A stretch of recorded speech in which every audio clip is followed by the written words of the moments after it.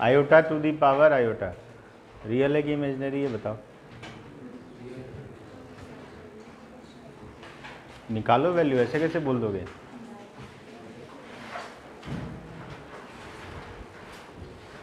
Iota की power में iota,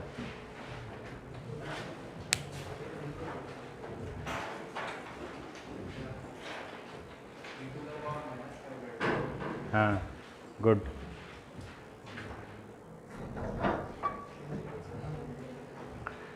ये रियल नंबर है, इनफैक्ट पॉजिटिव रियल नंबर है, ये आई है ना, इस आई को ई की पावर आई पाई बाई 2 लिख सकते हैं, और उसकी पावर में आई,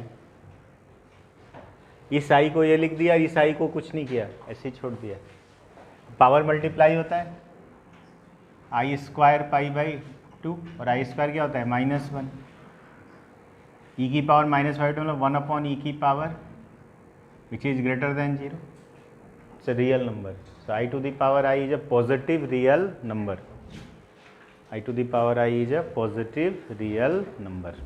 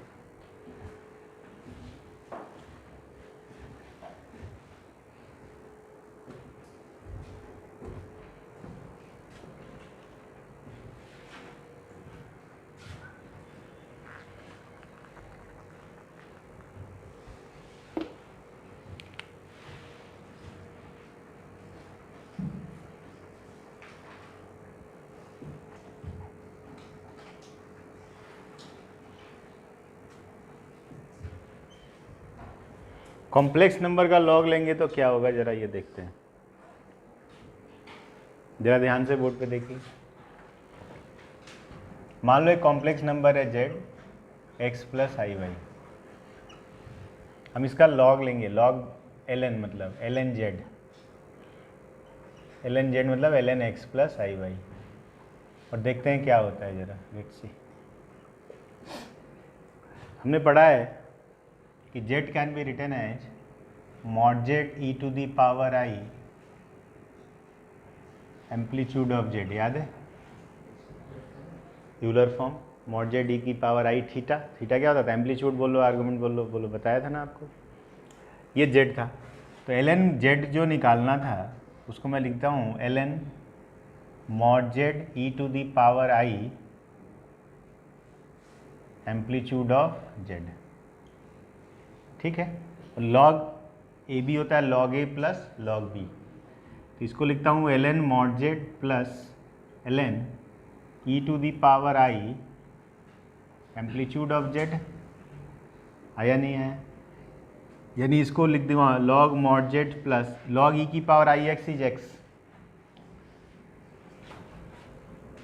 जिन लोगों को नहीं मालूम अभी याद कर लें, log e की पावर x क्या होगा, x, तो ये सिंपली हो जाएगा i एम्पलीट्यूड ऑफ z, ये पूरा का पूरा क्या आ जाएगा बाहर। तो अगर आप ध्यान से देखो तो log z जो आया हमारे पास वो आया बेटा log mod z plus iota amplitude of z, इस तरह का फॉर्म आया, a plus i b type की चीज़ आई। तो a ये रहा और b ये रहा, मतलब कहने का ये बात हुआ कि real part of ln z, इसका real part is ln mod z and imaginary part of ln z is amplitude of z। मतलब कहने का ये हुआ, थोड़ा और आगे इसको लेके चलें तो हम बोलेंगे ln x plus i y था हमारा, तो ln x plus i y is equal to ln mod z, mod z मतलब under root x square plus y square plus i amplitude हो जाएगा tan inverse y by x. ध्यान आ रहा है आप लोगों को? क्या हो जाएगा tan inverse y by x, याद है tan theta y by x, tan inverse y by x. यानी कहने का मतलब ये हुआ, अच्छा इसको ऐसे लिख सकते हैं क्या, जरा और एक बार थोड़ा और इसको फर्दर कर लेते हैं। याद करो पावर लॉग की प्रॉपर्टी बाहर आ जाती थी, तो इसको अपन ऐसे लिख सकते हैं, थोड़ा हायर कंसेप्ट है, ध्यान रखना है कि log of a complex number अगर हमें निकालना है तो हम ऐसे निकाल सकते हैं कि log of x plus i y is equal to 1/2 log of this plus i tan inverse y by x. और ये चीज़ अब आज के बाद नहीं भूलनी जब तक अपन जेई नहीं दे लेते, कि real part of log Z is log mod Z and imaginary part of log Z is amplitude of Z. Note करो इसको।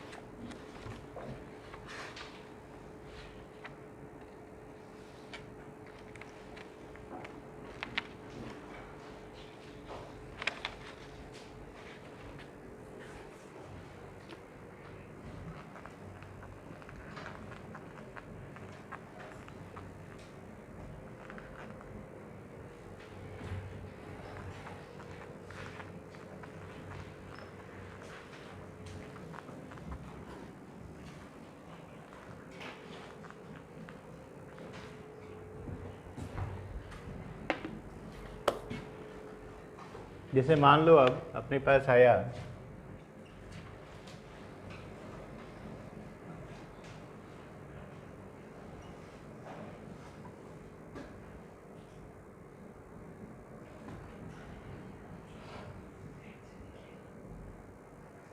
कॉम्प्लेक्स नंबर की पावर में एक कॉम्प्लेक्स नंबर दे दिया और उसने बोला इसका रियल और इमेजिनरी पार्ट बनाइए, या फिर ऐसा मैं लिख देता हूँ right it as a plus i b. A plus i b के फॉर्म में लिख के बताओ इसको। जैसे आई की पावर आई था, तो आई की पावर आई तो आसान था। अब यहाँ पर थोड़ी दिक्कत आती है। देखो कैसे बनाएंगे इसको।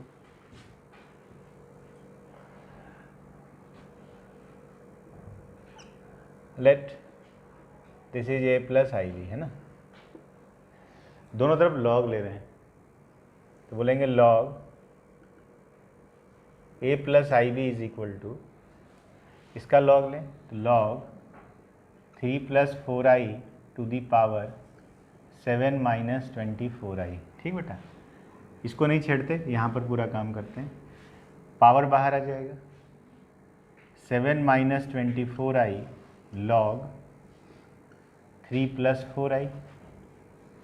और अभी हमने पढ़ा था जो लॉग की प्रॉपर्टी, उससे मैं इसको लिख सकता हूँ लॉग, इसका मॉड क्या है 5। बोलो समझ में आ रही बात। तो log 5 plus i tan inverse 4/3 y/x। बोलो हाँ कि ना। तो ये हो गया, मल्टीप्लाई कर लें। हाँ बेटा, कहाँ हाफ आएगा?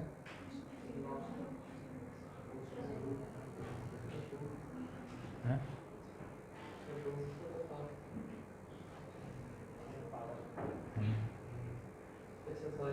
नहीं सर, पहले तो कॉन्फिडेंट हो जाए कि सही लिखा है मैंने। सही लिखा ना? हाँ। हाफ लिखना चाहते थे 25 लिख ले, फिर 5 ही आ जाएगा। अब मल्टीप्लाई कर लेंगे तो आएगा 7ln5। ये मल्टीप्लाई हो गया, आई स्क्वायर आएगा तो प्लस 24 tan इनवर्स 4/3। समझ में आया? और आई वाला पार्ट एक जगह, तो 7 tan इनवर्स 4/3 माइनस 24 ln5। अरे आ रहा है नहीं आ रहा है?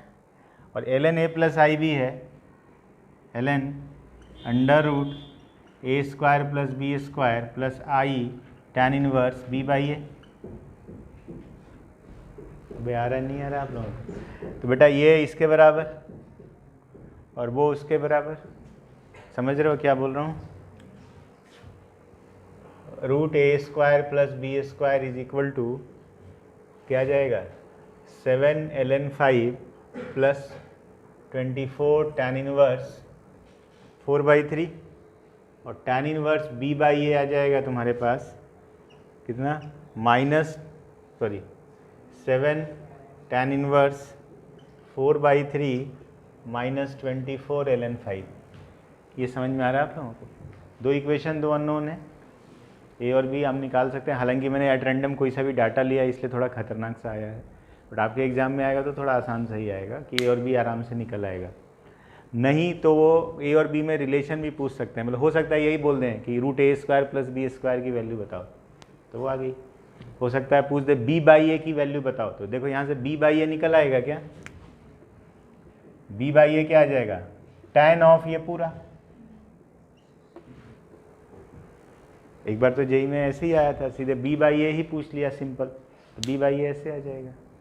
ए और बी नहीं निकाल सकते, बट b/a तो इजीली आ रहा है, और ए स्क्वायर प्लस बी स्क्वायर भी बड़ा इजीली आता है। भाई आ रहा है नहीं आ रहा है? समझ में आ रहा है? करना क्या होता है, तो जब भी कॉम्प्लेक्स की पावर में कॉम्प्लेक्स हो तो अपने पास कोई हथियार नहीं है, यही करना पड़ेगा। ठीक है ना, नोट करो इसको।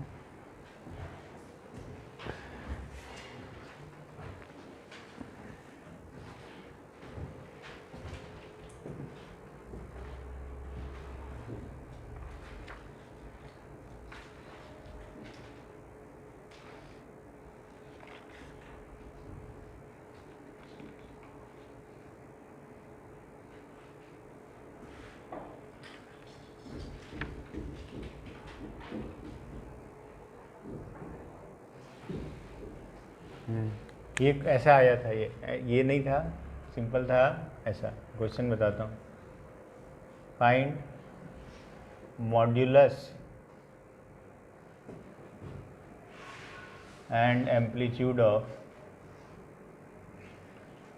ये इसका मॉड्यूलस और एम्पलीट्यूड पूछा था। मॉड्यूलस एम्पलीट्यूड तो निकल जाएगा ना, इसका मॉडुलस इसको क्या माना अपन ने, ए प्लस आई बी, तो मॉडुलस इसका क्या है, वही है, और एम्पलीट्यूड उसका क्या है, वही है, tan इनवर्स बी बाई है। अरे आ रहा है नहीं आ रहा है, मॉडुलस क्या है उसका, root a square plus b square, और एम्पलीट्यूड इसका क्या है, tan इनवर्स बी बाई है, तो सीधा सीधा वही पूछ लिया।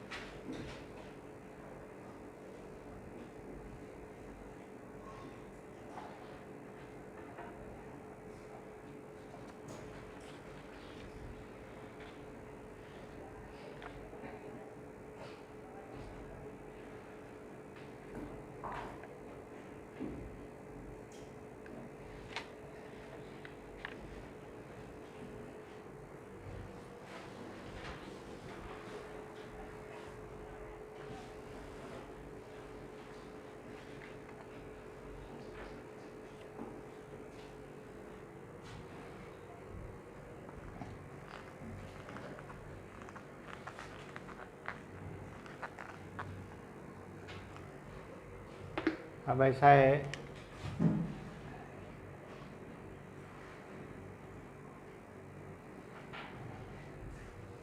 आई to the power i to the power i to the power i to the power infinity तक गया है। देखते हैं क्या होता है। ये z है, इसको अपन z अगर बोले हैं तो क्या मैं ऐसे लिख सकता हूँ, अगर समझ गए तो,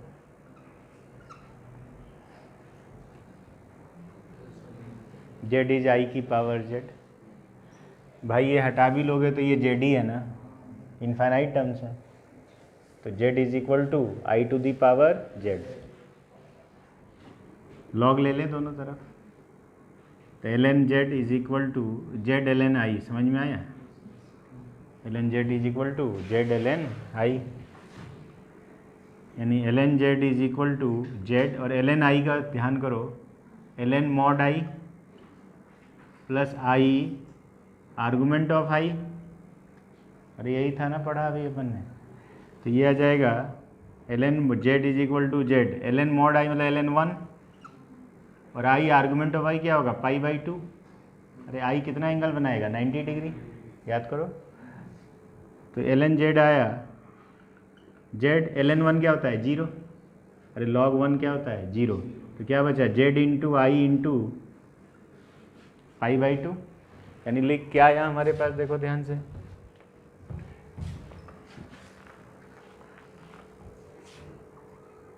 ln z को अपन लिख लें ln mod z, बोलो हाँ कि ना, ln mod z plus i argument of z is equal to i pi by 2 into z, यही है,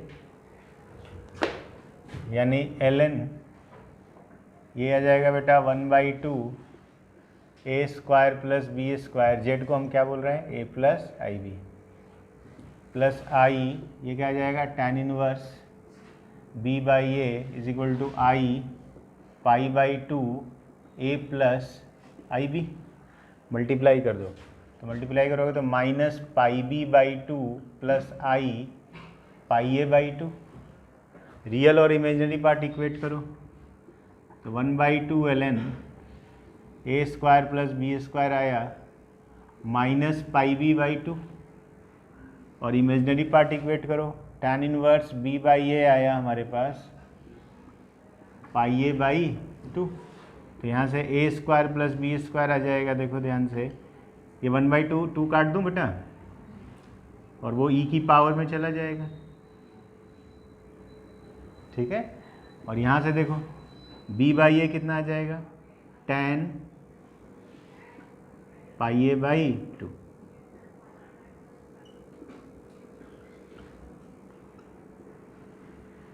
ये किसी ऑल इंडिया एंट्रेंस में आया था, मुझे एग्जैक्ट क्वेश्चन याद नहीं था, मतलब ये दो चीज़ें प्रूव करने को बोली थी, कॉम्प्रिहेंशन में था ये क्वेश्चन। उन्होंने बोला था ये जेड है और जेड को बोला ए प्लस आई बी, तो प्रूफ करो, मतलब ऑप्शंस में थे ये सब, ठीक है। तो ये कैसे करा समझ में आ रहा है, power power power power power चला गया, तो ऐसे लिखा। जब भी कॉम्प्लेक्स नंबर का पावर चढ़ता है तो हमारे पास एक ही तैयार है, लॉग लेंगे और लॉग लेके सॉल्व करेंगे। अभी तक जेई में ऐसा सवाल आया नहीं है, बट आ चुका है, किसी एंट्रेंस में बच्चे ने पूछा था, तो ये ऐसे बनेगा ये, इसके अलावा और कोई ऑप्शन नहीं है, ठीक है, नोट करो।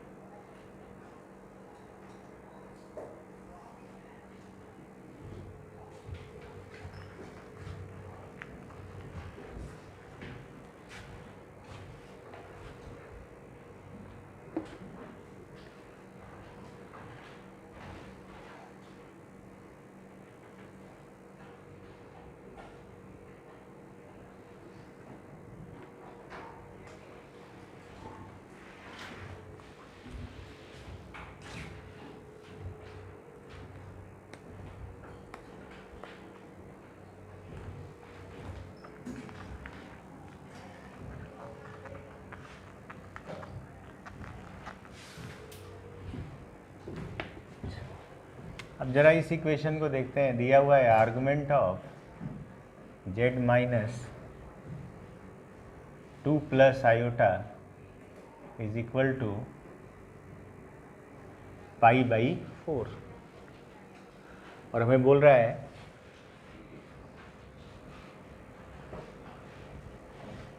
जेड का लोकस बताइए। जेड का क्या लोकस होगा, जेड प्लेन में कैसा दिख रहा है, कहाँ है, देख तो सॉल्व करते हैं इसको। अपन क्या करते हैं, जेड को रखते हैं x प्लस आई वाई, और देखते हैं क्या होता है।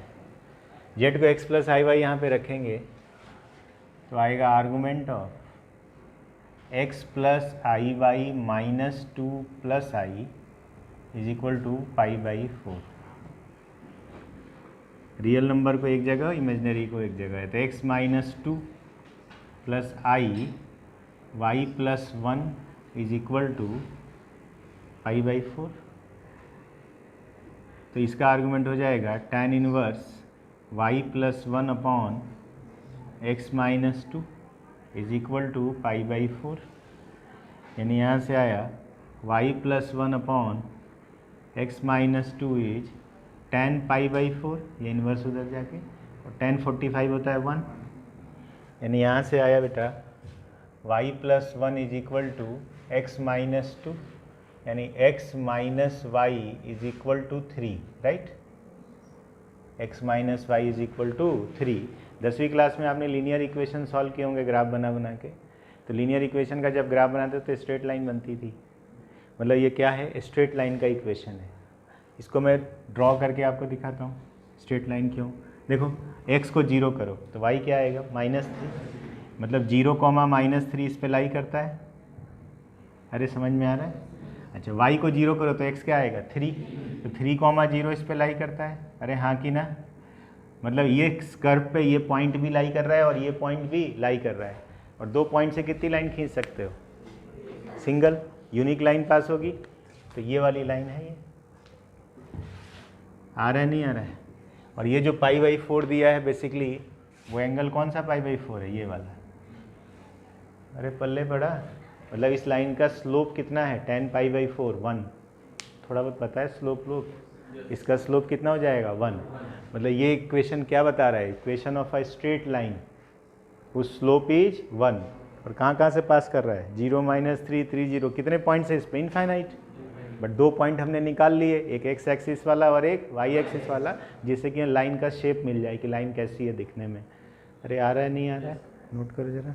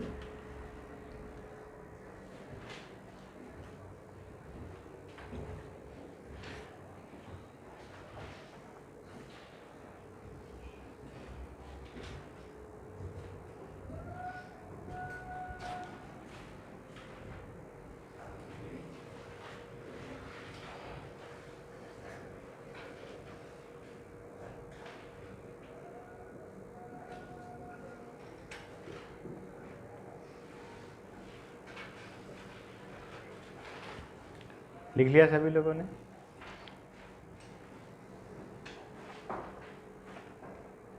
आगे बढ़ूं? सबने लिख लिया?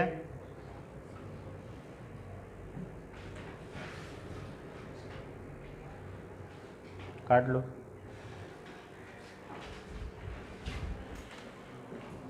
काट लो, गलत है। मैक्सिमम लोग ये कर देते हैं और ये गलत है। काटो, लिखो गलत है।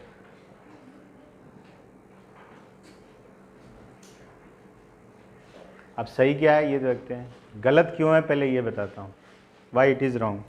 देखो ध्यान से, this is my real axis, this is my imaginary axis. जब हम आर्गूमेंट देखते हैं तो हमारी आंख यहाँ लगी रहती है, राइट? यहीं से हम आर्गूमेंट मेजर करते हैं। अब ध्यान से देखो, अगर जेड कहीं यहाँ पर है, अरे जेड के बारे में पता करना है ना, तो जेड अगर यहाँ पर है तो मैं आर्गूमेंट ये मेजर करूँगा, बढ़िया, π/4 आ गया। लेकिन अगर जेड यहाँ पर है तो मैं आर्गूमेंट ये मेजर करूँगा। तो याद करो, जेड वेक्टर होता है भाई। तो अगर जेड यहाँ पे तो आर्गूमेंट तो मैं फिर ये मेजर करूँगा ना। तो ये π/4 रहा क्या? ये तो 3π/4 हो गया ना। और ये क्या दिया है? π/4, यानी लफड़ा है, गलत है। तो सही क्या है? सही ढूंढे, आओ सही ढूंढते हैं। चलो सही ढूंढते हैं, सही ढूंढते हैं भाई। देखो ध्यान से, सही ढूंढते हैं। इस पे देखो ध्यान से, यहाँ तक अपन ने ये जो लिखा है इसको ध्यान से देखो। इसको अभी थोड़ी देर के लिए भूल जाते हैं। ये एक अपने आप में कॉम्प्लेक्स नंबर है जिसका रियल पार्ट है x-2 और इसका इमेजिनरी पार्ट है y+1। ध्यान से देखना,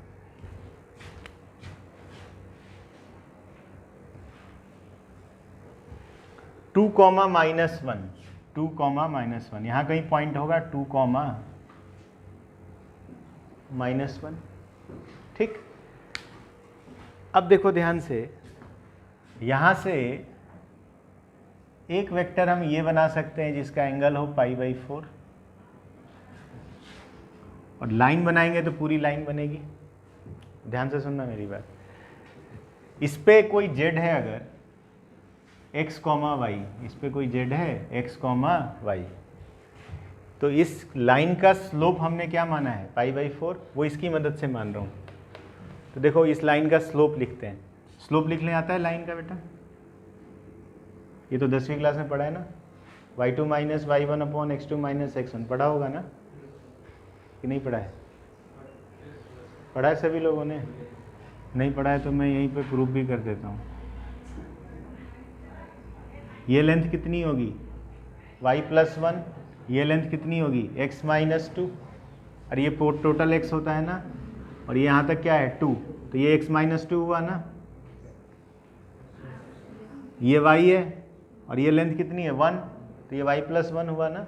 इसका स्लोप क्या लिखोगे? स्लोप बोलो बॉटम, y+1 x-2, और वो कितना है? 1, 10π/4, जो पिछली बार किया था यार।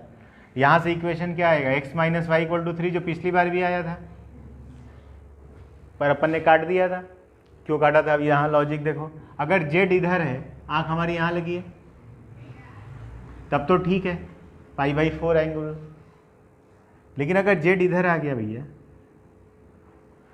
तो फिर से वही एंगल हमको कितना दिखने लगेगा? 3π/4। कहने का मतलब ये होता है कि पूरी लाइन नहीं बनती है इस केस में, ये वाला पोर्शन गायब हो जाएगा। तो क्या बनेगी? रे। क्या बनेगा? रे। और वो रे कहाँ से निकलती नजर आएगी? इस केस में 2, -1 से। वो कहाँ से पता पड़ेगा? यहाँ से। मतलब आज के बाद कोई कहता है, अगर सुनना मेरी बात ध्यान से, argument of z - z0 = alpha, जहाँ पे z0 जो है वो फिक्स्ड है, जैसे ये फिक्स्ड है, इसकी वैल्यू हम नहीं बदल सकते। तो हम बोलेंगे this represents a ray emerging from Z0 and making an angle alpha with positive real axis। तो जो लाइन था वो लाइन पूरा नहीं बनेगा, रे बनेगी, क्योंकि जेड क्या होता है? वेक्टर। तो रे बनेगा, और वो रे कहाँ से निकलती नजर आएगी? Z0 से। जैसे एग्जांपल लें, अगर जैसे ये वाला एग्जांपल दिख गया आपको, तो इसको हम इस टर्म में मॉडिफाई कर रहे बेटा, इसी चीज़ को देखो ध्यान से। तो मैं इसको लिखूंगा, देखो ध्यान से, argument of z minus common लेंगे, तो यहाँ आएगा 2 माइनस आयोटा और इज इक्वल टू π/4। तो देखो यहाँ पे जेड नॉट कौन है, 2 माइनस आयोटा, तो पॉइंट के फॉर्म में कौन होगा 2, -1। तो ये 2, -1 से निकल रही है रे, और कितना एंगल बना रही है π/4। तो 2, -1 से कितनी रेज निकल सकती हैं, इनफाइनाइट, किसी भी डायरेक्शन में निकल सकती है, लेकिन हमें कौन सी वाली रे चाहिए जो π/4 बना रही है, इसलिए हमने वो वाली रे ली। अगर बोलता है यहाँ 3π/4 होता तो क्या कैसी रे आती, इस तरह। बोलो समझ में आ रही बात, अरे हाँ या ना। तो वो डिपेंड करता है इस एंगल पे कि रे किस डायरेक्शन में जा रही है, तो ये बताएगा डायरेक्शन और ये बताएगा पॉइंट जहाँ से वो इमर्ज हो रही है। तो ये कंसेप्ट बहुत इंपॉर्टेंट है, खूब इस पे क्वेश्चंस आते रहते हैं। तो ये कंसेप्ट अपने को ध्यान रखना है कि आज के बाद ये अगर आपको दिखता है तो इसका मतलब एक रे के बारे में बात हो रही है जो जेड नॉट से निकल रही है और वो अल्फा एंगल बना रही है। ठीक है, नोट कर लीजिए।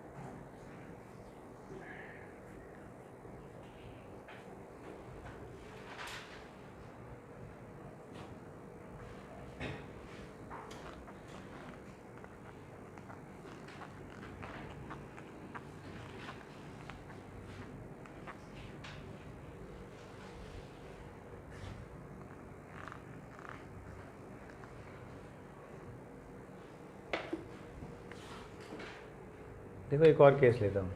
इसे दिया आर्गुमेंट ऑफ 3z माइनस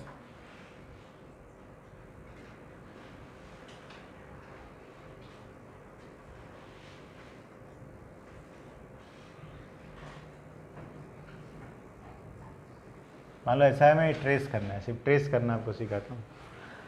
इसमें दो चीज़ें होंगी, एक तो z की जगह 3z कर दिया। अब देखो ध्यान से, अब z की जगह 3z कर दिया तो क्या करेंगे, ध्यान से देखो। सिर्फ ट्रेस करना आपको सिखा रहा हूँ, कैसे इसको ट्रेस कर सकते हैं अपन आराम से।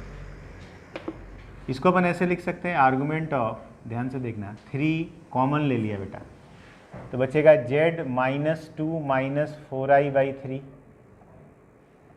Is equal to 3π/4। और आर्गुमेंट की प्रॉपर्टी मैंने पढ़ाई थी आपको कि आर्गुमेंट लॉग की तरह बिहेव करता है। Argument of z1 z2 is argument of z1 plus argument of z2, मैंने आपको बताया था। इसको ऐसे लिख देता हूँ फिर, आर्गुमेंट ऑफ 3 प्लस argument of z -2 + 4i/3 is equal to, यहाँ तक सब समझ में आया। 3 का आर्गुमेंट कितना,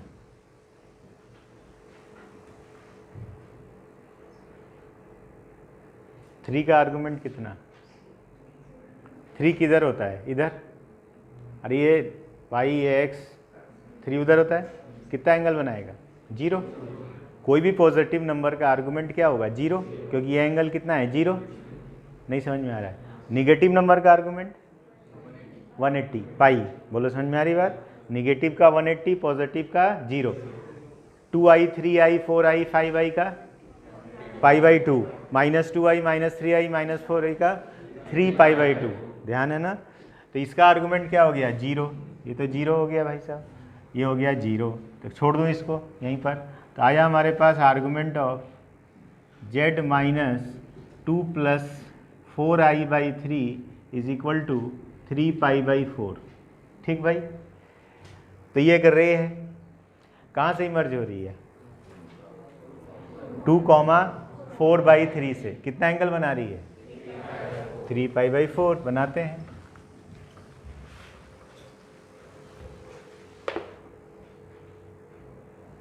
ये रियल एक्सिस, ये इमेजिनरी एक्सिस अपना। 2, 4/3, 2, 4/3 बोले तो कहीं यहाँ पर होगा बेटा अप्रोक्सीमेशन। 2, 4/3।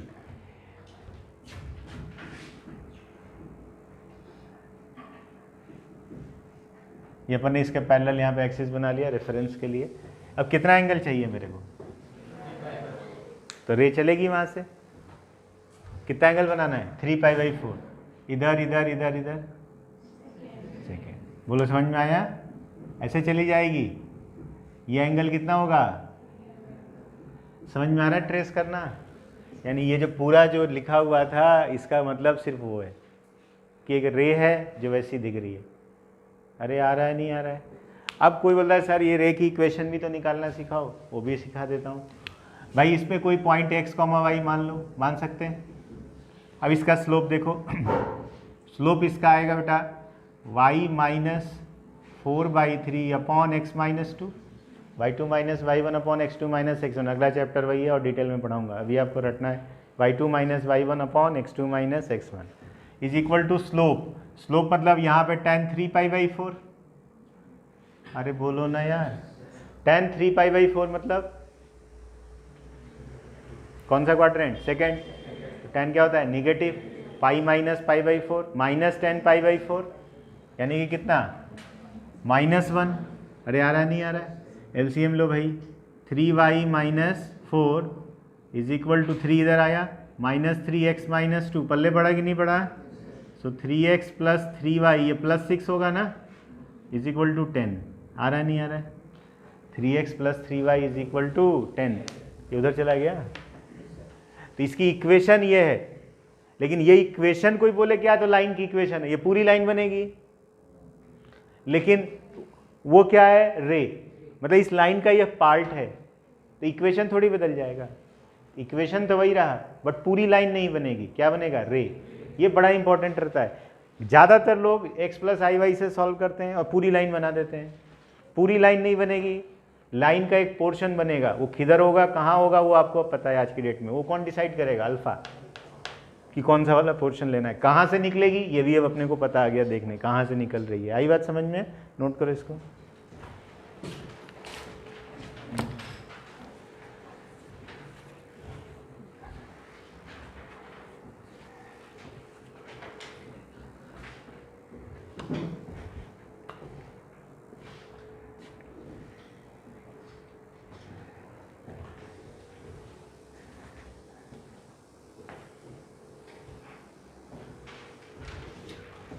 हे प्रभु, हे माँ।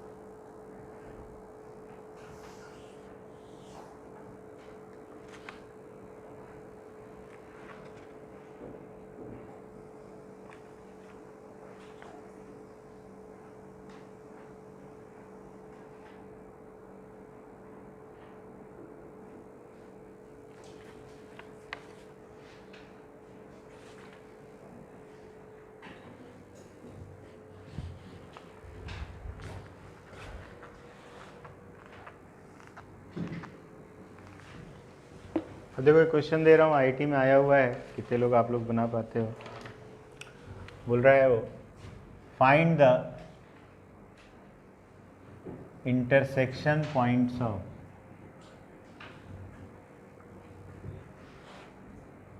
Argument of z minus 3 iota is equal to 3 pi by 4 and argument of 2z plus 1 plus 2 minus iota is equal to pi by 4। ये क्वेश्चन था, देखो तो ट्राई करो।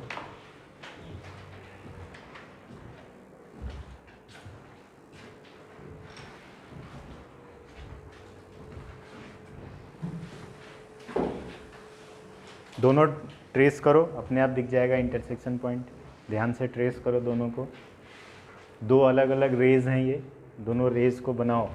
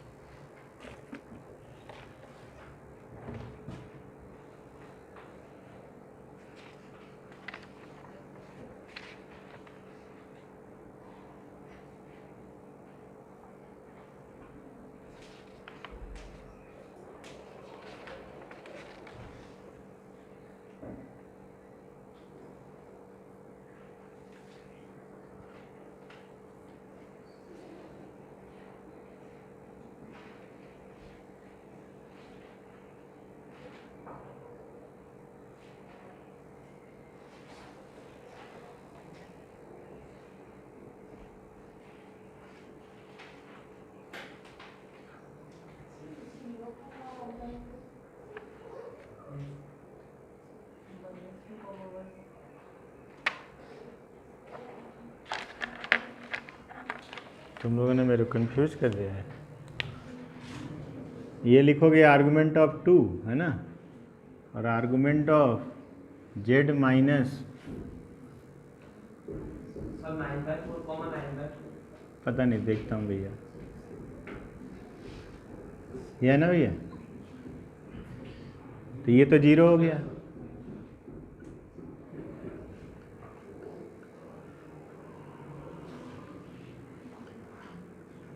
बनाए,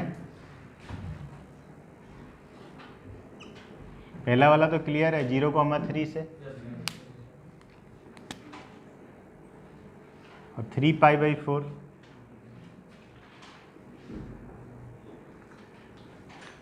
0,3 से चला ये। इसमें कोई डाउट किसी को? दूसरा वाला चलेगा -1,1/2 से, -1,1/2, -1,1/2 यहाँ पे कहीं बेटा बोलो, -1,1/2 ये रहा। इसकी लेंथ देखो, लेंथ ये लेंथ 1 है, और ये लेंथ कितनी, हाफ, मतलब कितना ऊपर है हाफ, कितना पीछे है 1। कितना एंगल बनाना है,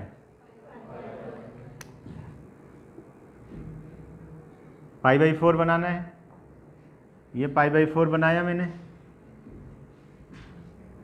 ये एंगल कितना बनाया मैंने, π/4। π/4 मतलब 45। 45 मतलब ये हुआ कि this length is equal to this length. अरे बोलो ना, this length is equal to this length, क्योंकि ये एंगल कितना है, π/4। तो ये वाली लेंथ कितनी है, 1, तो ये वाली लेंथ भी कितनी होगी, 1। तो ये पॉइंट क्या होगा, 0, नो इंटरसेक्शन पॉइंट। यही आंसर है।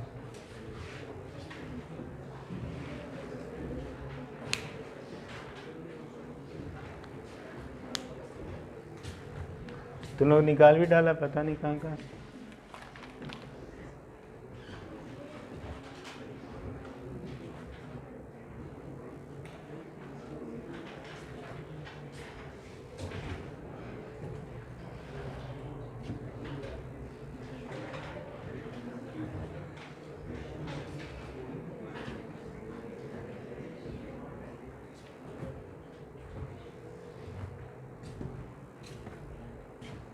इसी को अगर x y से सॉल्व करोगे तो बच्चा पूरी लाइन इधर बनाएगा, पूरी लाइन इधर बनाएगा, तो यहाँ एक इंटरसेक्शन मिल जाएगा।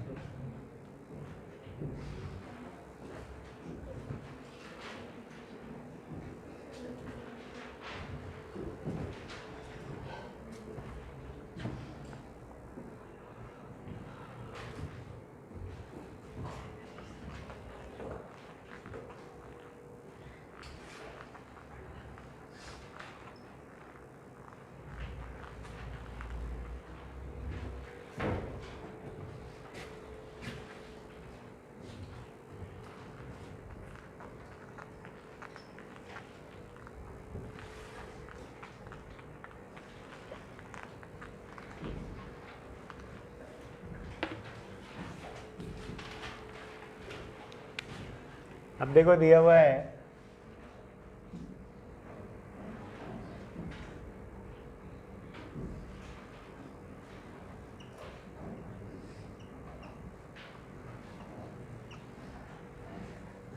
अभी argument of z minus z1 alpha था। अब argument of z minus z1 upon z minus z2 alpha दिया। z1 and z2 are fixed complex numbers. ये फिक्स्ड है, z वेरी कर रहा है। फिर से भाई z का लोकस कैसा होगा, क्या होगा, किधर दिखेगा, प्लेन में कैसा दिखते हैं, लेट्स सी। ये देख के आपको दिमाग में आना चाहिए, ये वेक्टर ऊपर है, ये वेक्टर नीचे है, ये वेक्टर घूम के इस पे जाएगा तो एंगल अल्फा बनेगा। ये समझ में आ रहा है सब? ये ऊपर है, ये नीचे है। मान लो इसको उल्टा कर लो,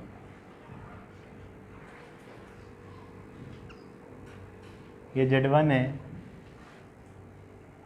एक वेक्टर ये बनाया z माइनस z1, z इस पे है, ठीक, तीसरे पे, और एक बनाया z2 यहाँ पर है मान लो, ये जेड हुआ। तो देखो ये वेक्टर घूमेगा इस पे कितने एंगल से, अल्फा से। जेड माइनस जेड टू ऊपर, जेड माइनस जेड वन नीचे। ये समझ में आ रहा है आप लोगों को? तो ये एंगल अल्फा है तो ऑब्वियसली मैग्नीट्यूड वाइज ये एंगल भी क्या होगा, अल्फा। तो यही है ना जेड हमारा। अब ये फिक्स्ड है, ये पॉइंट नहीं हिल सकते अपनी जगह से, जेड हिल सकता है। बोला जेड आप कुछ भी कर लो, जेड को कोई तनाव नहीं है। कैसे घुमाएं कैसे घुमाएं कैसे घुमाएं। देखो ध्यान से, अगर हम एक ऐसा सर्कुलर आर्क बना लें, क्या बनाया, सर्कुलर आर्क। अब मैं उस जेड को शिफ्ट करूं, अगर मैं इस जेड को उठा के यहाँ ले आऊं, ये एंगल कितना, अल्फा। अरे एंगल कितना, अल्फा। जेड को यहाँ ले आऊं, एंगल कितना, एंगल कितना, एंगल कितना। समझ में आ गया क्या? मतलब जेड इस पे कहीं भी जा सकता है, जेड इस पे कहीं भी जा सकता है। यानी जेड एक सर्कुलर आर्क पे लाई कर रहा है। जेड किस पे लाई कर रहा है, सर्कुलर आर्क पे। मैंने पूरा सर्कल नहीं बोला, मैंने सर्कुलर आर्क बोला। कोई लॉजिक बता सकता है क्यों? पूरा सर्कल नहीं बोला मैंने ये बोला जेड इधर नहीं जा सकता। मैंने बोला ये वाला पोर्शन अलाउड नहीं है। बता सकते हो क्यों? जेड इधर आ गया तो क्या हो जाएगा, अल्फा एंगल नहीं बनेगा, अल्फा ही बनेगा, है? अरे भाई इधर आ गया जेड तो एंगल तो अल्फा ही बनेगा ना। फर्क क्या पड़ेगा, वेक्टर्स का। फर्क किसका पड़ेगा, वेक्टर्स का। ये होगा ना, अब ये ऊपर आ जाएगा, लेकिन हमारे पास ये ऊपर दिया है, इसलिए ये वाला पोर्शन अलाउड। तो इसलिए मैंने क्या बोला, सर्कुलर आर्क। मैंने पूरा सर्कल नहीं बोला, हमने क्या बोला, एक सर्कुलर आर्क बनेगा। यहाँ तक समझ में आया? अब इस अल्फा की अलग अलग केसेस लेते हैं। ध्यान से देखो, जरा देखो, ध्यान से देखो।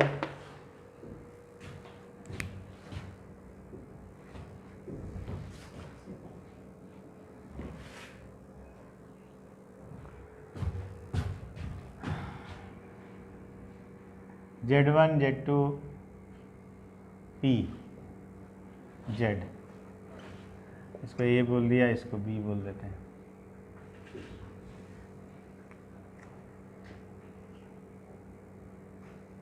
Alpha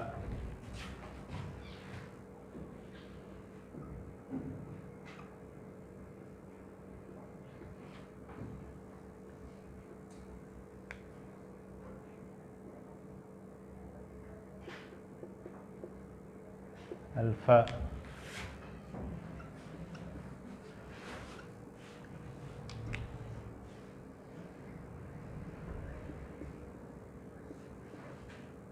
ninety.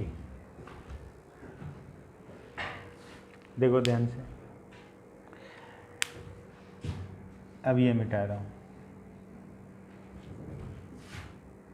इसको थोड़ा ऐसे रहने देता हूँ, इसको भी रहने देता हूँ। देखो यहाँ पे अल्फ़ा एक्यूट है या ऑब्ट्यूज है, एक्यूट है। अल्फ़ा क्या है, एक्यूट। मतलब अल्फ़ा जो है इस रेंज में, तो समझ रहे हो, z lies on major arc. बड़े वाले आर्क पे होगा, अरे आ रहा है नहीं आ रहा है, नाम सुना होगा ना 10वीं क्लास में, मेजर आर्क। ये वाला अल्फ़ा कैसा है भाई, ऑब्ट्यूज। मतलब π/2 से लेके पाई तक। तो ये कौन सा है, minor arc. Z lies on minor arc. ये तो 90 हो गया ना अल्फ़ा, तो semi circle. So Z lies on semi circle.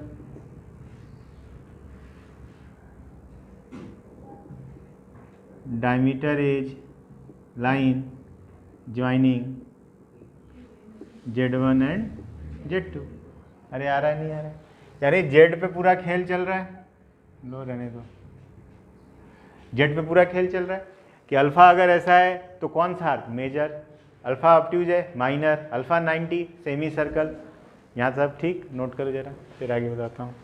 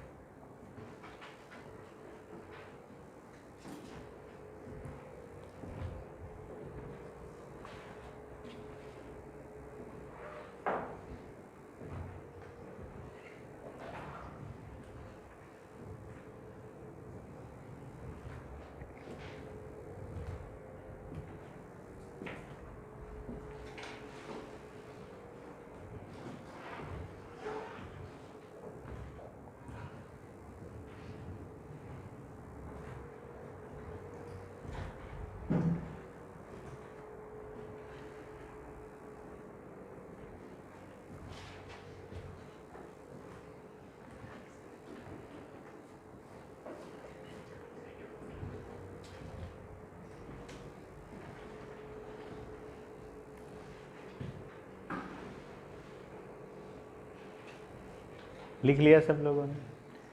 अब आओ कहानी और आगे बढ़ाएं। अब अपन करते हैं अल्फ़ा इक्वल टू 0, वो भी तो लेना पड़ेगा। अल्फ़ा अगर 0 हो गया तो क्या?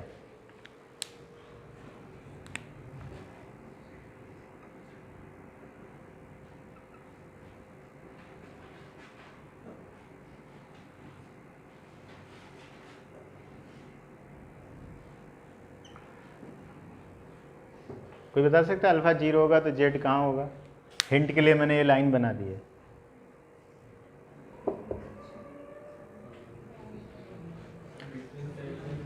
इनके बीच में, सुन लो, बीच में तुमने बोला ना तो सुन लो। ये जेड मान लो तो भाई साहब ये वेक्टर ये हुआ जेड माइनस Z1, और ये वेक्टर ये हुआ जेड माइनस Z2। कितना एंगल दोनों के बीच में? 0। कितना? कहाँ से बीच में? गेस वर्क चल रहा है। अच्छा जेड यहाँ हुआ तो जेड माइनस Z1 ये वेक्टर, जेड माइनस Z2 यही वेक्टर, एंगल 0। अरे एंगल कितना? बढ़िया। मतलब कहने का ये हुआ इधर नहीं होगा, इधर होगा कहीं भी, या इधर होगा कहीं भी, बीच को छोड़ के, जो तुम बोल रहे थे उसको छोड़ के। आ रहा है समझ में?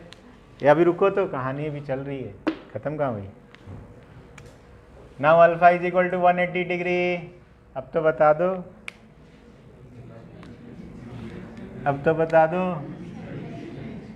बीच में, उनके बीच में।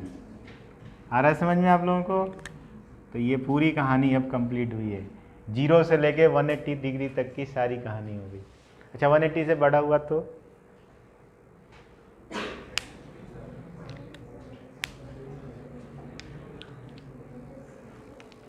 वो 180 से बड़ा हो गया तो?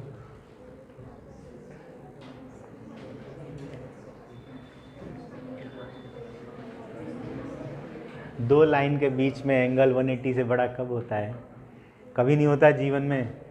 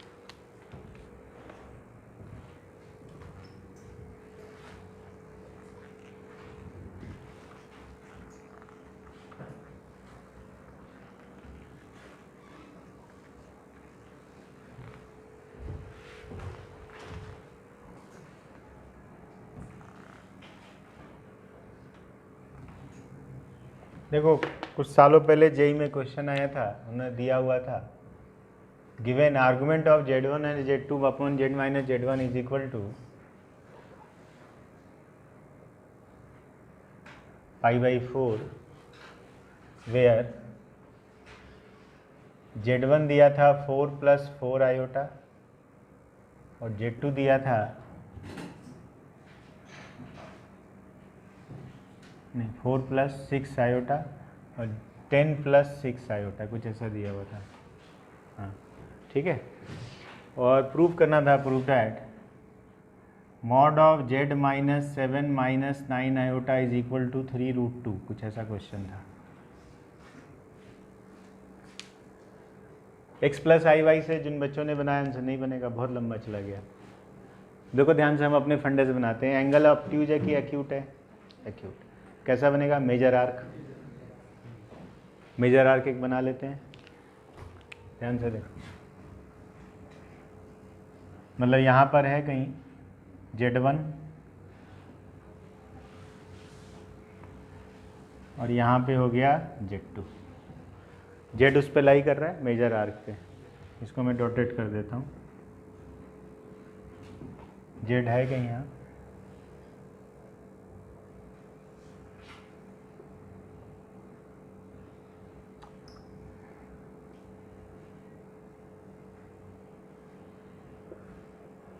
और ये एंगल है π/4। इस सर्कल का सेंटर मान लो यहाँ पर है कहीं, इसको ये बोला, इसको बी बोला। अब z1 दिया हुआ था बेटा 4,6, तो मैं z1 की जगह यहाँ लिख लेता हूँ 4,6, और z2 दिया हुआ था 10,6। ध्यान से देखो, मैंने डे 1 पे आपको बताया था, इसको अगर आप ध्यान से देखो इस इक्वेशन को, तो ये है mod of z - 7 + 9 iota is equal to 3√2, यानी z का 7,9 से डिस्टेंस 3√2 है। सर्कल सेंटर 7,9 और रेडियस 3√2, मतलब ये जो सर्कुलर आर्क बना इसका सेंटर मुझे 7,9 प्रूफ करना है और उसका रेडियस कितना प्रूफ करना है? 3√2। चालाकी से करोगे जल्दी हो जाएगा, नहीं तो बहुत लंबा चला जाता है। ठीक भाई, करते हैं कुछ। अब अगर उस लाइन को देखो ए और बी को, दोनों का y कोऑर्डिनेट 6 है, दोनों का y कोऑर्डिनेट 6 है। देखना, चालाकी देखना, पूरी कहानी देखना। ये एक्स एक्सिस मैंने नीचे जानबूझ के खींचा क्योंकि y = 6 है ये लाइन। अरे दोनों का y कोऑर्डिनेट क्या है? 6 है ना भाई, तो ये लाइन कौन सी है? y = 6। अच्छा, और ओरिजिन कहीं यहाँ होगा, सॉरी ये y एक्सिस और ये x एक्सिस। ओरिजिन इधर की इधर, इधर नहीं, 4 है ना यहाँ पे। देखो मैं कैसे फटाफट मैं सोल्यूशन निकाल दूंगा बिना कुछ ज़्यादा कैलकुलेशन किए। ये वाई एक्सिस, ये एक्स एक्सिस, समझ में आया बेटा आप लोगों को? इसको मैं थोड़ा एक्सटेंड कर लेता हूँ आपको समझाने के हिसाब से। ये 6 है, इस लाइन पे जितने पॉइंट्स हैं उनका वाई कोऑर्डिनेट क्या है 6। हमें सी निकालना है, सी सेंटर और रेडियस। आइए निकालते हैं।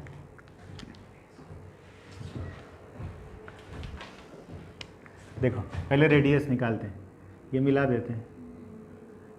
आर आर ये 5/4 तो ये 90। सर्कमफेरेंस सेंटर, पाइथागोरस लगा दूं। ध्यान से देखो ये डिस्टेंस कितना होगा 6 होगा ना। तो r square plus r square is equal to 36। So r square is equal to 18, r is equal to 3√2। एक काम खत्म, रेडियस आ गया। अब क्या निकालना है? सेंटर। बहुत अच्छी बात है। सेंटर से एक परपेंडिकुलर ड्रॉप करे, बाइसेक्ट करता है। तो ये लेंथ 3 और ये भी लेंथ 3, इसको नीचे एक्सटेंड कर देता हूँ, नीचे एक्सटेंड कर देता हूँ। ध्यान से देखो भाई लोग, ये 4,6, ये 10,6, ये मिड पॉइंट है, मिड पॉइंट है ना। तो 7,6, अरे आ रहा है नहीं आ रहा है? अब सुनो मेरी बात, यहाँ से यहाँ तक 6, कुछ बोलो, ये कितना 3, ये एंगल 45, समझ में आता है क्योंकि ये भी 45 है। अरे बोलो, तो ये 3 तो ये भी 3, 3 और 6 मिला के 9। तो इसका वाई कोऑर्डिनेट कितना 9, कुछ बोलो ना। और इसका एक्स कोऑर्डिनेट जो ये है, खत्म। Hence proved, hence proved.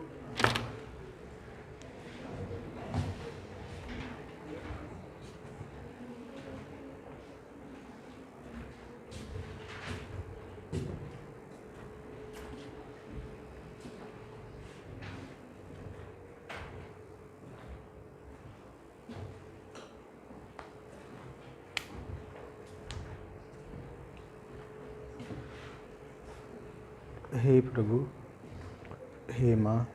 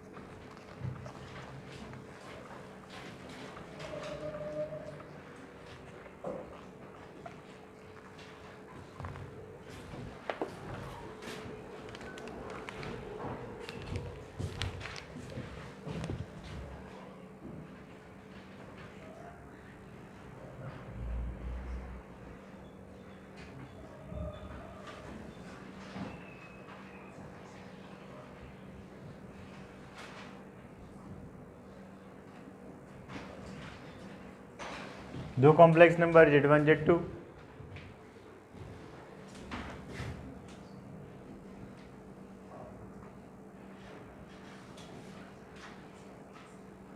ये रिजल्टेंट पैरेललोग्राम बना के जो पिछली बार भी एक किया हुआ है वही डायग्राम है, Z1 प्लस Z2। अब ध्यान से देखिए, ये जो लेंथ है ये लेंथ मॉड Z1 है, ये वाली लेंथ मॉड Z2 है, ये भी लेंथ मॉड Z2 होगी, ये भी लेंथ मॉड Z1 होगी, आमने सामने की साइड्स इक्वल होती हैं। अब देखो जरा in triangle OAC, triangle OAC को देखो, क्या मैं लिख सकता हूँ OC इज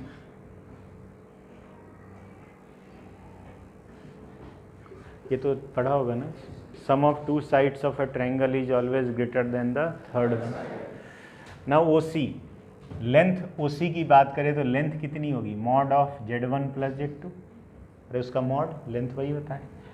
OA मतलब मॉड Z1 और AC मतलब मॉड Z2। आया नहीं आया, ठीक समझ में आई बात। अच्छा अब देखो in triangle OAB, triangle OAB मैं लिख सकता हूँ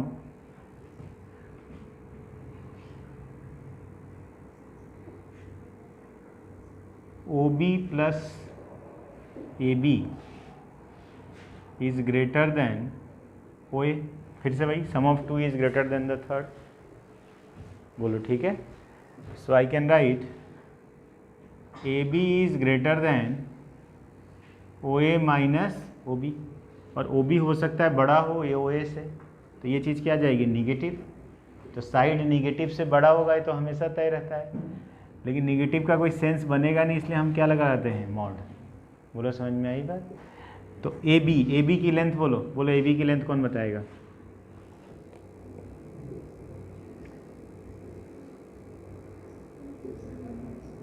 mod of Z1 minus Z2, अरे डिस्टेंस फार्मूला है ना यार, mod of Z1 minus Z2 is greater then mod of Z1 minus mod of Z2। ठीक है समझ में आई बात। जब पॉइंट्स कॉन्साइड कर जाएंगे तो इक्वलिटी आ जाएगी, ट्रायंगल नहीं बनेगा तो इक्वलिटी आ जाती है। ये जो 1 और 2 दिख रहा है 1 एंड 2, इसको कहा गया, नाम ही है इनका ट्रायंगल इनइक्वलिटीज।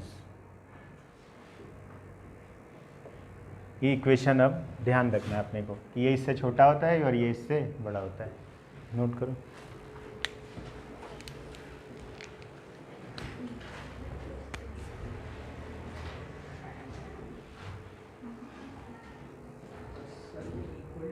बता रहा हूँ, तुम लिख तो लो पहले।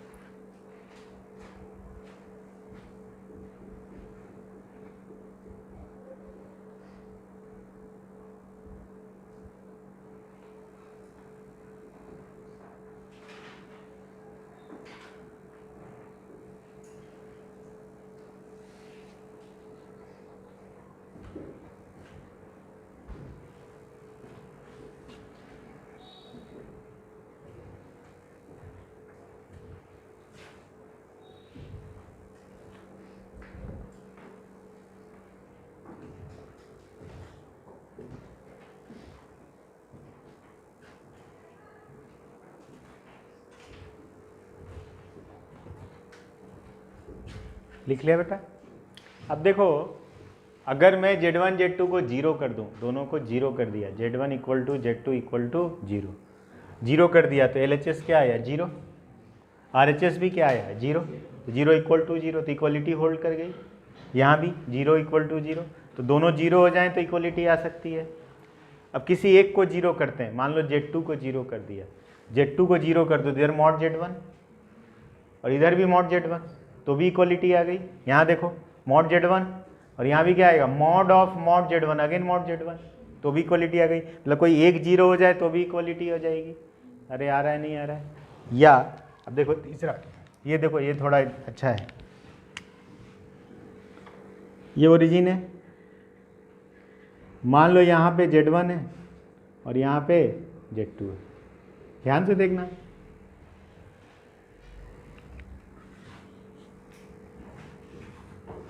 तो देखो नाम भी दे देता हूँ, OA और ये B Z2। अब देखो ध्यान से, mod of Z1 plus Z2, ठीक भाई, तो ये वेक्टर Z1 है भाई, ये वेक्टर क्या है? Z1, और ये वाला वेक्टर क्या होगा? Z2। इसमें तो कोई डाउट नहीं किसी को। अच्छा, अब देखो ध्यान से, Z1 Z2 ये वेक्टर्स हैं, तो ऑब्वियस सी बात है ये माइनस Z1 होगा और ये माइनस Z2 होगा। अरे बोलो आया नहीं आया? अब यहाँ चारों पॉइंट्स को अब ध्यान से देखते हैं। पहले इनइक्वलिटी देखते हैं, Z1 प्लस Z2 का मॉड। तो देखो Z1 प्लस Z2 का जो मॉड है ये कुछ और नहीं है, mod of Z1 minus minus Z2 है। कुछ बोलोगे? मतलब डिस्टेंस बिटवीन Z1 एंड, तो माइनस Z2 ये रहा और Z1 ये रहा, तो ये डिस्टेंस मतलब AB डैश, ये डिस्टेंस मतलब AB डैश, डायग्राम से बता रहा हूँ। अब देखो जरा, mod Z1 plus mod Z2 की बात करते हैं। मॉड Z1 मतलब OA, बोलो ना, मॉड Z1 मतलब OA और मॉड Z2 मतलब OB। अरे ठीक है क्या? अब ध्यान से देखना, अगला जो कर रहा हूँ मैं, OA क्या मैं लिख सकता हूँ? OB is equal to OB dash. अरे ये लेंथ और ये लेंथ बराबर होगी ना। अब देखो OA प्लस OB डैश, इन दोनों को मिलाओ तो क्या मिलेगा? आ गया बराबर। अरे आ गया बराबर, इक्वलिटी होल्ड कर गई।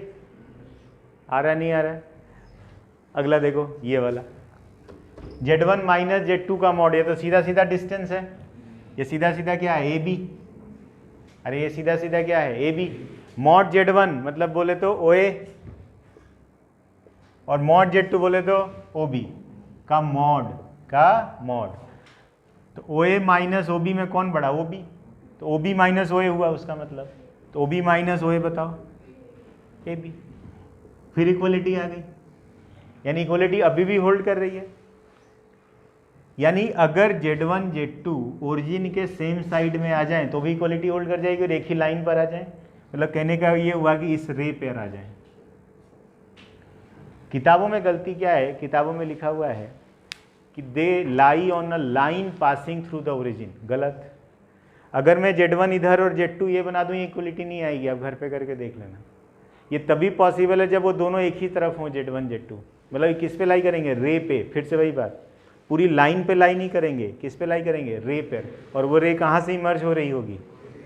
ओरिजिन से। आ रही बात समझ में? लिखो, 2 लाइन लिखो उसी में। इक्वलिटी होल्ड्स, लिखो, equality holds in following 2 cases. Equality holds in following 2 cases. पहला, one or both of Z1 and Z2 equals to 0. One or both of Z1 and Z2 equals to 0. और दूसरा part लिखो, second part, Z1 and Z2 lie on a ray Z1 and Z2 lie on a ray emerging from the origin. Z1 and Z2 lie on a ray emerging from the origin. ये बड़ा important point है ना, ये objective में direct पूछा जा सकता है आपसे। अब देखो ध्यान से, थोड़ा और इसमें और बदमाशी करने जा रहा हूँ, ध्यान से देखो आप लोग। ये जो Z1 प्लस Z2 है और Z1 माइनस Z2 है, देखो ध्यान से देखना, क्या मैं मॉड Z1 माइनस Z2 को mod of Z1 plus minus Z2 लिख सकता हूँ? अरे इसमें भी डाउट है क्या? समझ में आ रहा है ना? और मैं ये यूज करने जा रहा हूँ, Z2 की जगह क्या लिख रहा हूँ? Minus Z2। तो this is less than equal to mod of Z1 plus mod of minus Z2। अरे आ रहा है, नहीं आ रहा है? और ये क्वांटिटी उससे बड़ी है, वो भी लिख दूँ? कुछ बोलोगे ही नहीं। आ रहा है, नहीं आ रहा है? समझ में आ रहा है सभी लोगों को? इसका मतलब क्या मैं ऐसा लिख सकता हूँ,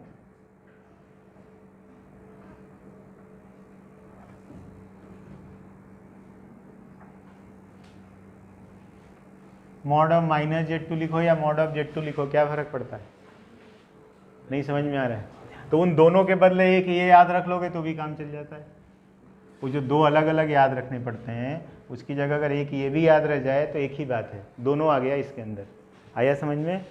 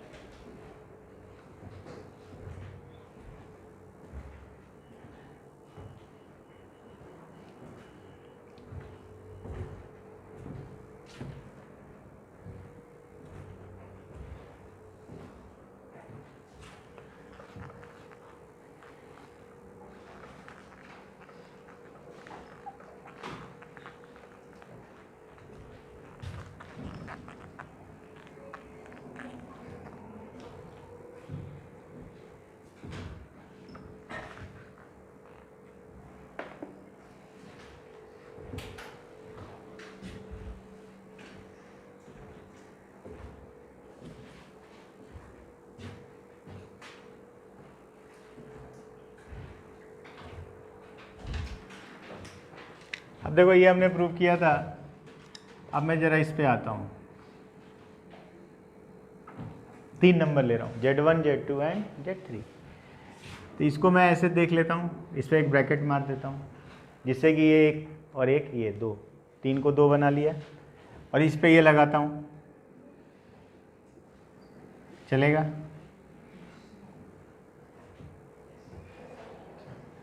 कहो ठीक। अब इसको भूल जाता हूँ, ये पूरा भूल गए।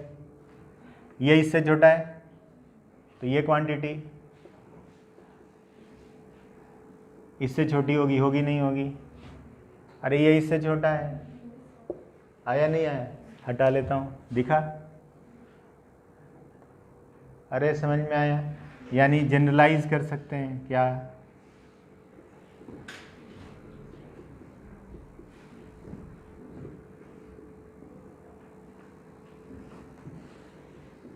सिर्फ 2 के लिए नहीं, n के लिए भी होल्ड करेगा। माइनस वाला नहीं, प्लस वाला, इसमें कुछ जनरलाइज नहीं करना है, वो वाला।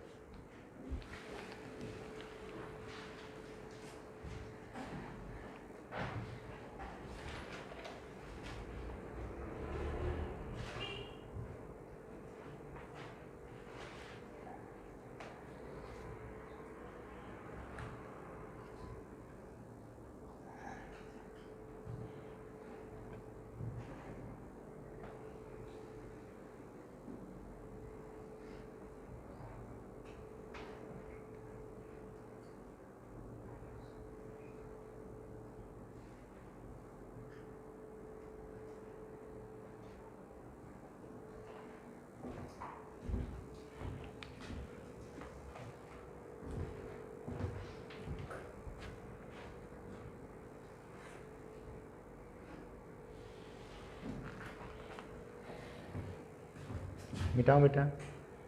अब देखो जरा,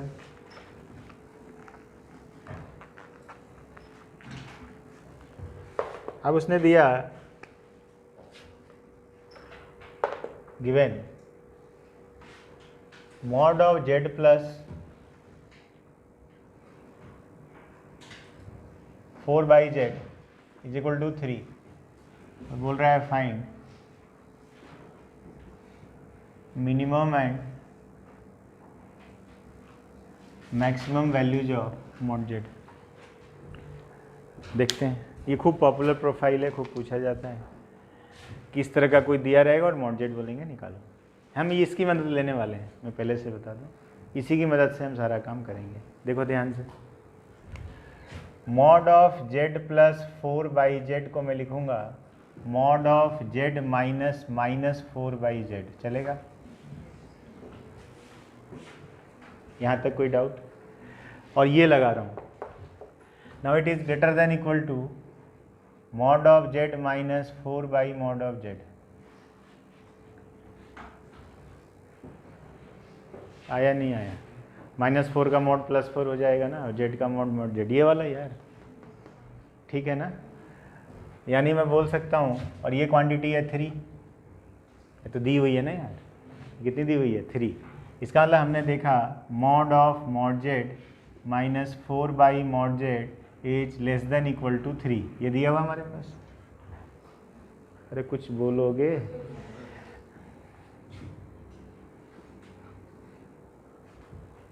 चलेगा? अरे स्क्वायरिंग कर रहा हूँ यार, ऐसे क्यों देख रहे हो? ये रियल नंबर है ना, ये अब कॉम्प्लेक्स थोड़ी बचा। मॉड लगाने के बाद क्या हो गया? रियल। तो रियल का स्क्वायर जैसे करते वैसे कर रहे। a minus b whole square, a square plus b square minus 2ab, तो 8। कुछ बोलोगे? आ रहा नहीं आ रहा? यानी mod z square plus 16/mod z square -17 less than equal to, so mod z square का स्क्वायर एलसीएम ले रहा हूँ, -17 मॉड जेड का square plus 16 less than equal to 0। अरे ठीक लिखा है ना मैंने? क्या इसके कुछ फैक्टर बनते दिख रहे हैं? मॉड जेड स्क्वायर -1 -16, अरे यही है ना? कुछ डाउट है तो पूछो। 1 और 16, वे भी कब लगा लूँ? 1 और 16, प्लस माइनस प्लस, हमें क्या चाहिए? माइनस। इसका मतलब क्या हुआ? मॉड जेड स्क्वायर इसके बीच में, कुछ बोलोगे? Mod z square lies between 1 and 16। Mod z की वैल्यू कैसे निकले? पढ़ाया था मैंने, भूल गए होगे तुम लोग।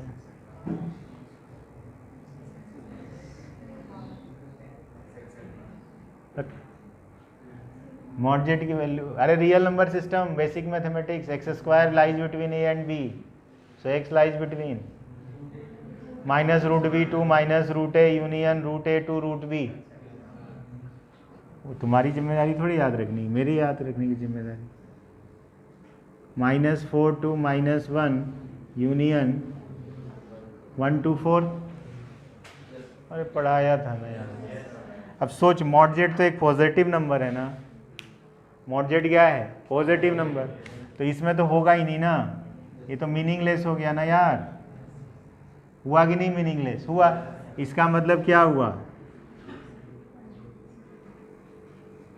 यानी मिनिमम कितना, मैक्सिमम कितना? खत्म खेल।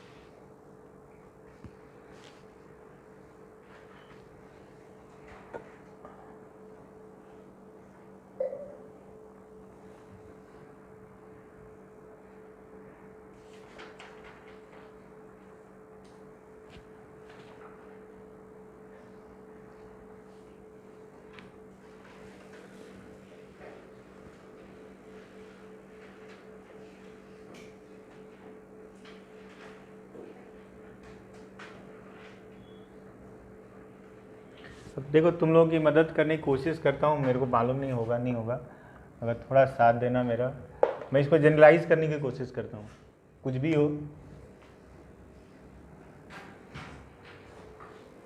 अगर अपने को ये कुछ आ जाए बढ़िया तो ऑब्जेक्टिव एग्जाम के लिए बढ़िया काम हो जाएगा, ए और बी की वैल्यू रखते जाएंगे, आंसर आता जाएगा। ठीक है, लेट्स सी कुछ हो जाए, मुझे मालूम नहीं होने वाला है नहीं होने वाला है, लेट्स सी। थोड़ी आप कैलकुलेशन देखिएगा, एरर ना हो, बस इतनी आप मदद कर दीजिएगा।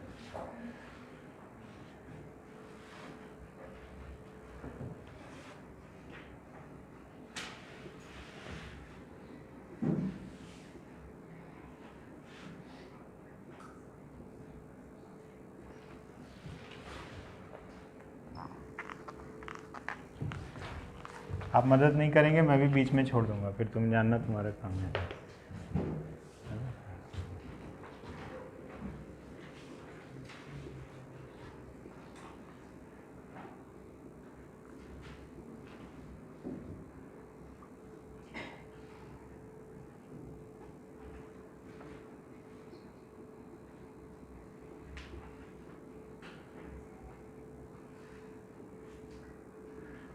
ठीक लिखा ना?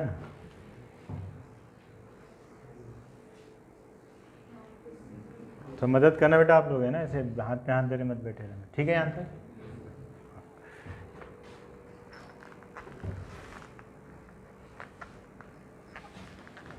मैं इस क्वाड्रेटिक के रूट्स निकालता हूँ, इक्वलिटी जीरो मान के रूट्स निकालता हूँ।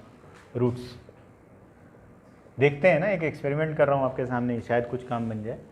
तो रूट्स इसके आएंगे -b, तो b square plus 2a plus minus under root इसका होल स्क्वायर, डिस्क्रिमिनेंट बेटा मदद करना, b4 plus 4 ab square plus 4a square और -4ac -4a स्क्वायर। अरे ठीक है ना, कुछ अच्छा तो लग रहा है यार, अपॉन 2, ये मर गए,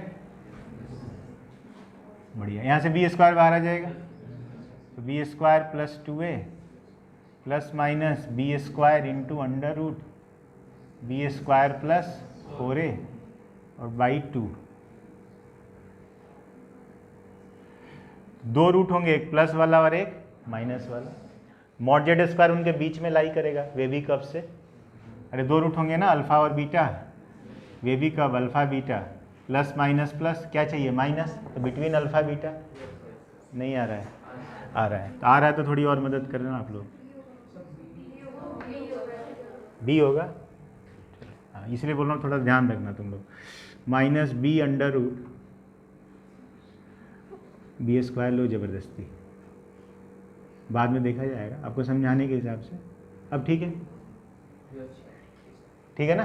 हाँ, b square plus 2a minus b square into under root 1 plus 4a by b square by 2 less than equal to mod z square and less than equal to b square plus 2a plus b square under root 1 plus 4a by b square और divided by 2। ठीक है भाई, समझ में आ रहा है? आया नहीं आया? जैसे पिछली बार हुआ था वैसे इस बार भी होगा, ये चीज़ निगेटिव आ जाएगी, थोड़ा थोड़ा आपको फील भी आ रहा होगा, ये चीज़ निगेटिव आ जाएगी, तो इसका कोई सेंस बनेगा नहीं। जो भी सेंस बनेगा किसका बनेगा? इसका। तो मॉड जेड स्क्वायर इसके बीच में है, तो मॉड जेड की वैल्यू निकाल लोगे ना, जैसे अभी आया था mod z square less than equal to 16 कुछ आया था ना, नहीं आ रहा है? निकालें पूरा क्या तुम लोगों के लिए? यहाँ तक की वैल्यू समझ में आई? मैं जनरलाइज करने की कोशिश कर रहा हूँ, हुआ नहीं हुआ वो देख लो। ये हुआ, ये किसके लिए आया है? मॉड जेड स्क्वायर के लिए। हमें कहाँ निकालना था? मॉड जेड के लिए। तो मॉड जेड के लिए निकालने के लिए हमारे लिए बी और ए दिया हुआ था ना। देखो जेई में अभी तक जो क्वेश्चन आए उसमें ए जनरली 1 रहता है, या बी 1 दे देते हैं, कोई एक 1 कर देते हैं, तो ये कैलकुलेशन आसान हो जाता है फिर। बोलो समझ में आ रही बात? तो या तो आप जो ट्रेडिशनल तरीका है जो मैंने बताया उससे कर लीजिए, या ये रिजल्ट आप याद रख सके तो इट इज़ वेरी मतलब गुड, नहीं याद रहेगा मेरे को मालूम है। ठीक, तीसरा तरीका जो शॉर्टकट है, जो हमेशा चल जाए ये ज़रूरी नहीं है, कभी कभी चल जाता है, कभी कभी। ये था हमारा 3, तो हम क्या करते हैं सीधे ये हमेशा चल जाए जरूरी नहीं है, फिर से बोल रहा हूँ। ये वाला जो मॉड था ना उसको खा गया मैं, लिखा ही नहीं। अरे यहाँ मॉड लगा था ना, मैं मॉड नहीं लिखा ही नहीं, छोड़ दिया। 3 ठीक, स्क्वायरिंग कर लो, एलसीएम ले लो, मतलब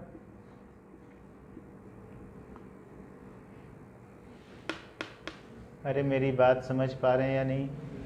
अब यहाँ से फैक्टर बनेंगे मेरे ख्याल से।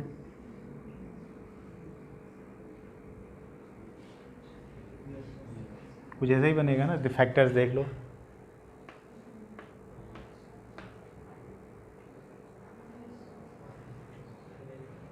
ये बनेगा। अरे क्लियर है क्या सबको? आया नहीं आया? ये चीज़ हमेशा पॉजिटिव है। बोलो समझ में आ रही बात?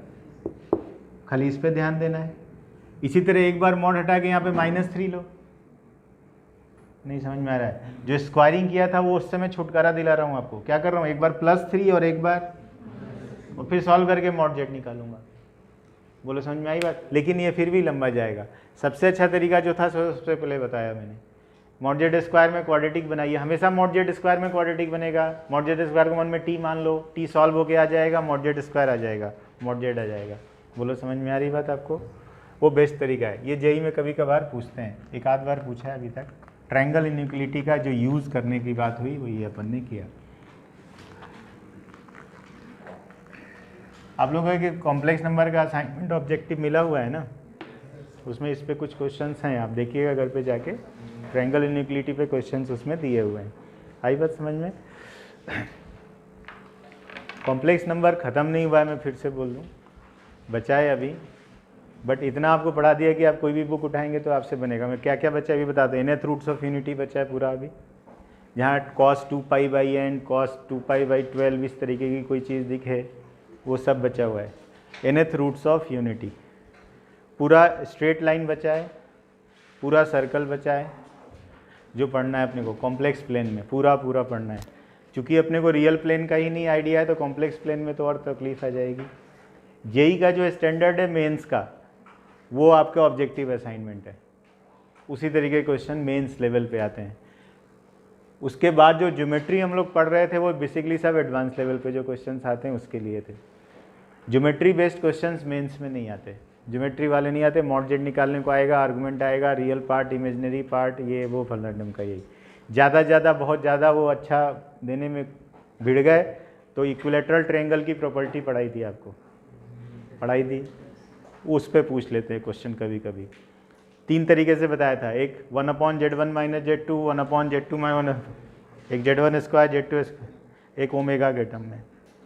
तीनों पूछा जा चुका है एक बार। भाई बात समझ में? तो ये चीज़ है। आर्गूमेंट आपको निकालने आना चाहिए, एम्पलीट्यूड और आर्गूमेंट में क्या फ़र्क है पता होना चाहिए। ये सब मेंस में पूछा जाता है। तो मेंस के लिए अपन ने मोटा मोटा बहुत अच्छे से पढ़ लिया, उसके ऊपर पढ़ लिया है। बट अगर एडवांस की बात करें तो भी बचा हुआ है, वो कोऑर्डिनेट ज्योमेट्री पढ़ने के बाद पढ़ेंगे। और एक और बात बता दूं, 11th क्लास में पूरा कॉम्प्लेक्स नंबर समझ में नहीं आता है। तो अगर आप 50-60% क्वेश्चन निकाल ले जा रहे हैं कॉम्प्लेक्स का तो आप बहुत अच्छे कंफर्टेबल पोजीशन में, चिंता मत करिएगा। 12th में वापस पढ़ाया जाता है इसको हर जगह, चाहे कोटा हो, दिल्ली हो, मुंबई हो, पटना हो, कहीं भी कॉम्प्लेक्स नंबर दोबारा 12th में पढ़ाना ही पड़ता है। कई बार तो 11th में पढ़ाते ही नहीं है, क्योंकि कुछ समझ में हो क्या रहा है ये सब। आज भी आधा लेक्चर तो उड़ा होगा शुरू का, मुझे मालूम है। तो लेकिन मेरे फर्ज है कि मैं पढ़ा दूँ, मैं पढ़ा देता हूँ। ठीक है, अगली क्लास से कोऑर्डिनेट ज्योमेट्री शुरू करेंगे। सुन लीजिए।